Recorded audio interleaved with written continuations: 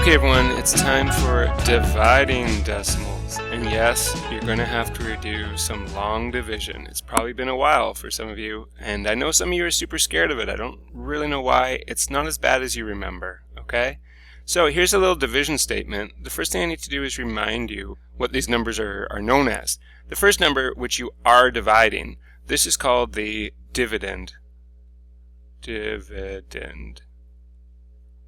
The second number that you're dividing by, that's called the divisor. And the answer you get when you do the division, that's called the quotient. I don't really have a spot to put it here, but anyway. So what we're going to do is we're going to divide, first of all, with no decimals, just to kind of remind you of how long division works. So remember, we make this funky little symbol here, and the number that goes out front is the divisor. The divisor goes out front. And the dividend goes in. Dividend, in, I don't know. Kind of sounds like in. Dividend. So we go like that. Okay? Alright, and then we start. What the heck, I'll use a different color. So we ask ourselves, how many times does 8 go into 4? Well, it doesn't go into 4. We can't do that. So then we don't do that. We do 8 into 45. Oh, we can do 8 into 45. It goes 5 times. Now, here's my advice. Since we were doing it to 45, put your 5, we just said it goes in 5 times, don't put it over here, don't put it here, don't put it over here, put it right above the number you were putting it into. Like since it was 8 into 45, put it right above the 5. Okay, we multiply now, right? 5 times 8 is 40, and we subtract, and you end up with 5. Next thing you do is you bring down the next number. So when I was a kid, we used to put little X's, but I've learned that you guys all put arrows, which is good, I like it.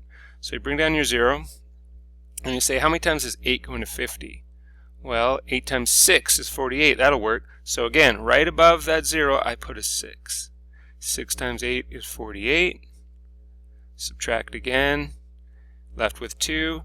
Ooh, big arrow this time to bring down our 6. 8 goes into 26 3 times. 3 times 8 is 24.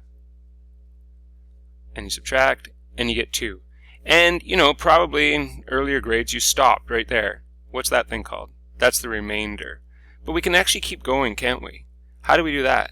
Well, first of all, at the end of the dividend here, the 4,506, there is a decimal.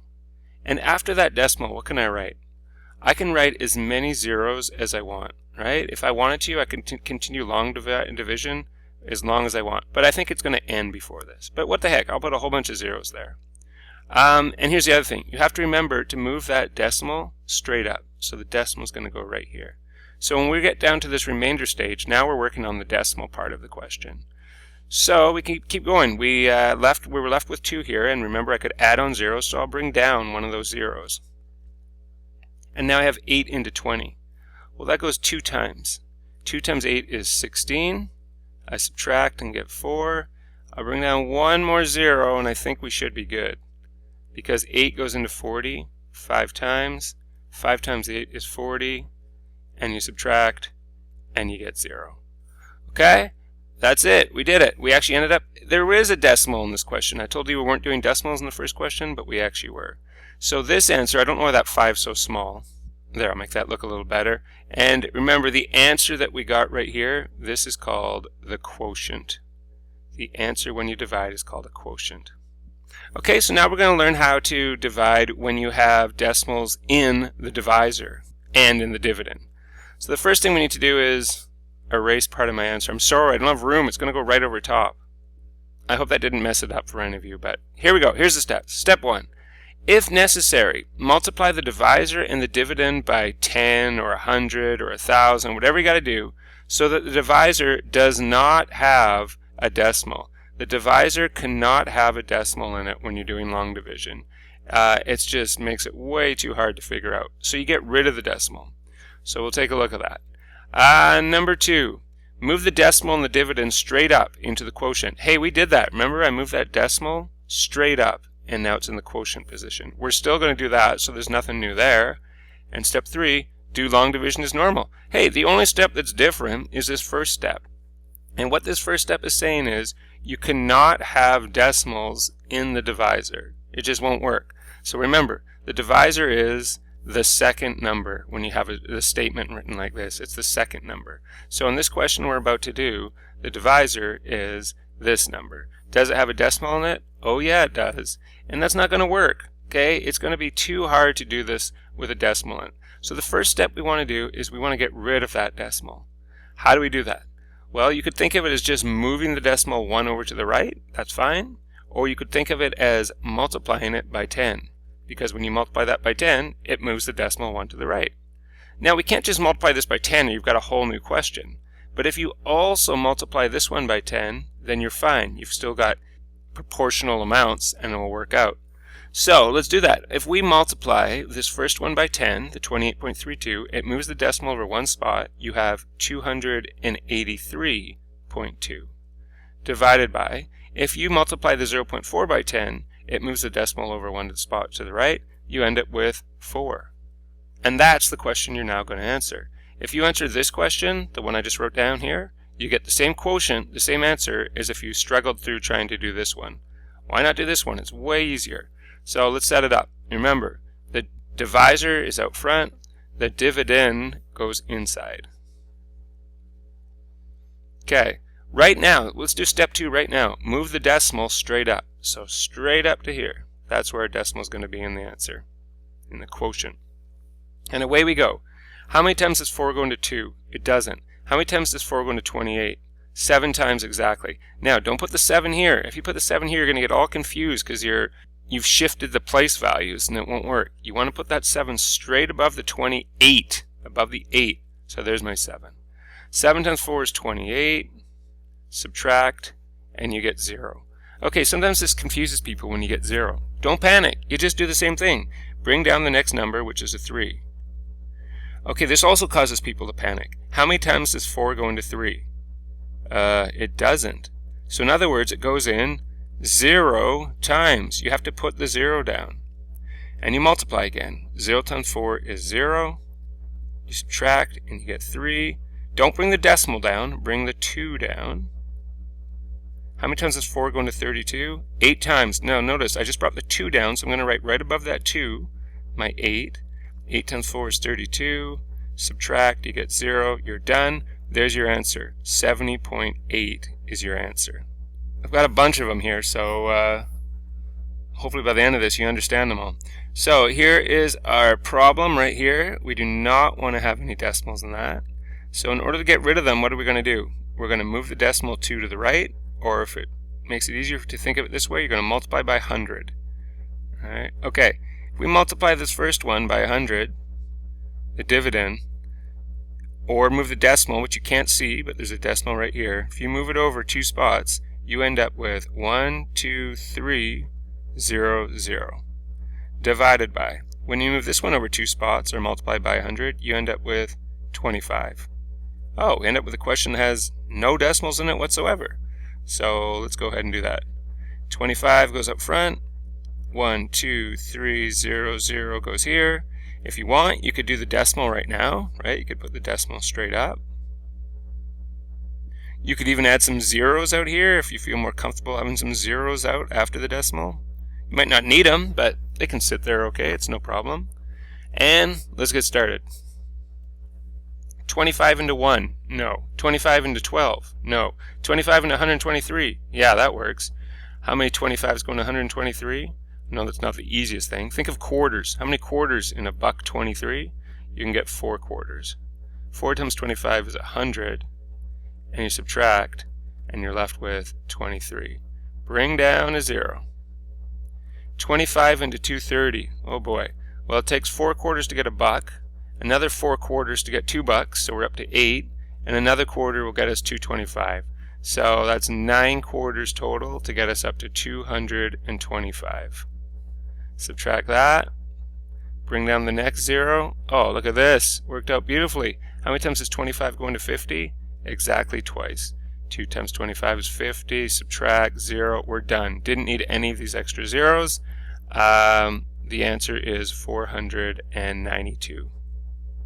Okay, look at the divisor. We do not like the decimal in it, so it might be too hard to figure out what we have to multiply by, but you're multiplying by 10, 100, 1,000, 10,000. Or I imagine what most of you do, I mean it's what I do, is just move the decimal over a certain number of spots. We're going to move it over 1, 2, 3, 4 spots. When I move this one over 4 spots, it's 1, 2, 3 to get to the end.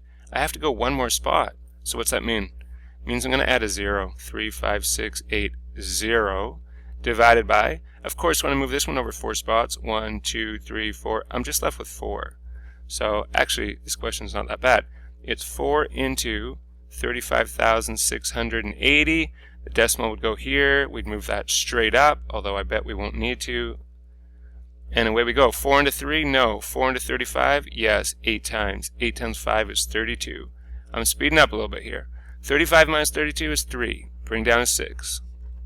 4 goes into 36? Absolutely, perfectly. 9 times. Notice I'm putting it right above the 6. Don't get yourself confused. Be organized. 9 times 4 is 36. Subtract, and it was 0. Don't panic. Bring down the 8. Does 4 go into 8? It does. Exactly 2 times. Put it right above the 8. 2 times 4 is 8. So we subtract. We get 0. We still have one more number before the decimal. We have to bring it down. Even though it's a 0, you got to bring it down. So we end up with 0. How many times does 4 go into 0? 0 times. It works out perfectly. 0 times 4 is 0. And when you subtract, you're left with nothing. So this worked. We got our answer, 8,920. Okay, negative. Oh my gosh, negatives. Oh no. Remember, when you multiply and divide, it's really not a problem. A negative divided by a positive. You know what that equals. Negative divided by positive is going to be a negative answer. So I'll just put that up there, negative. And we'll remember, you remind me, I'll remember to put that into my answer when I'm done. Now, we look at our divisor, and we can see that it has a decimal in it. We don't want that. So what are we going to do? We're going to multiply by 10 or move it over one spot. And of course, if we're going to do that there, you got to do that here. Why have I come up with so many questions with no decimals once we do the multiplication part? Boring. So don't worry about the negatives. We've already figured those out. Ignore the negative and the positive. Just go with the numbers. So if I multiply this one by 10, I get 327. Divided by, if I multiply this by 10, I get 12. So that's what you got to do. 12 into 327. I think we might need some decimals this time, so I'm going to put a bunch of zeros and move this straight up. Okay, away we go. 12 into 32. Just 2 actually. 2 times 12. See how I put it right over the 2 in 32. Don't put it over the 3. You're going to mess up. 2 times 12 is 24. Subtract, you get 8. Bring down a 7. 12 goes into 87. 7 times? 7 times 12 is 84. Subtract, you got 3. Good thing I loaded up on zeros here because I need one. Bring down the 0. 12 times 30 is 2. Now I should definitely be on the other side of the decimal, and I am, so this is looking good. 2 times 12 is 24. Subtract, I'm left with 6. Bring down another 0. I could do this all day, but happily, I don't need to, because 12 goes into 60 exactly 5 times. 5 times 12 is 60. Subtract, we're left with 0. We're done. Or are we done? Not quite. Remember, people, it has to be negative. So I throw a negative up front, circle it, I'm done. Or maybe I want to be extra clear and write it out front, or write it on its own here so Mr. Watch can see my answer better. Anyway, whatever you want. Make sure it's clear though. Alright, last one. Uh-oh, negative divided by negative. Oh, happy day. A negative divided by a negative makes a positive. So we're great. We don't even need to worry about it because there's no sign to put on the answer when we're done. Alright, let's get our new question. Now first of all, I've written this in a different way, but I'm sure you realize that this is exactly the same as negative 14.000006 divided by negative 0.008. Exactly the same, right? So we don't have to worry about the negatives, we've already dealt with that, but we do have to get rid of any decimals in this right here. How are you going to do that? Multiply by 1,000, or if you like, move the decimal spot over 3 spaces. So when you move this one over 3 spaces, it's going to go 1, 2, 3. It's actually going to end up over here now. So you're going to end up with 14. Don't put that decimal. There's only ever one decimal in a number. 000.006. And you're going to divide that by, When you move this one over 3 spots, of course, 1, 2, 3, you just get 8. So that's the division statement we have to do. Whoa, kind of a weird one. 8 into 14,000 and 6 1,000ths. Great, we can move this straight up and start dividing. 8 into 1? No. 8 into 14? Yes, one time. 1 times 8 is 8. Subtract, you get 6. Bring down a 0. 8 into 60, 7 times. 7 times 8 is 56. Subtract, 4. Bring down the next 0. 40. 8 into 40, 5 times perfectly. Make sure you have it right above that 0 we just brought down. 5 times 8 is 40. Subtract, 0. Bring down this 0. 8 into 0? Yeah, 0 times. 0 times 8 is 0. Subtract, still 0. Now it's going to get really repetitive because you're just going to keep doing the same thing for a couple steps here. 8 into 0? No times. 0 times 8? 0. Subtract. I mean, you can probably figure out ways to skip these next little steps and just put a few zeros, but I'm going to keep following it through.